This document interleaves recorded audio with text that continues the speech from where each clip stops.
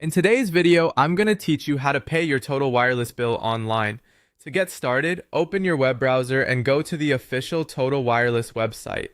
You can also use the Total Wireless mobile app if that's more convenient for you, but in this walkthrough, we're focusing on the online process. Using the official website is important because it helps make sure your payment is secure and that you're managing your account directly through the provider.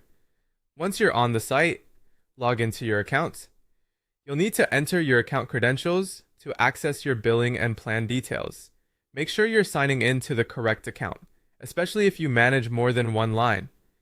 If the website takes a moment to load, that's normal, so just give it a few seconds to fully display your dashboard. After you've signed in, look for the section labeled Pay Bill or Refill. This is where you'll go to make a payment on your service. The wording may vary slightly depending on whether you're using the desktop site or the app, but the goal is the same.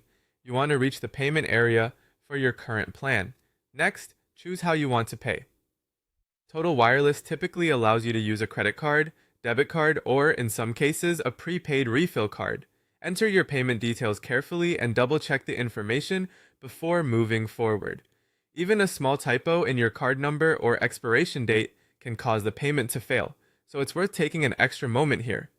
If PayPal is available as a payment method on your account, you may also be able to use that option. Just select it and follow the prompts to complete your payment securely. As always, review the total amount being charged so you know exactly what you're paying before you submit anything. Finally, if you want to make future payments easier, turn on Auto Pay. This feature helps prevent service interruptions by automatically processing your monthly payment on the due date. It can be a helpful option if you don't want to remember to log in every month.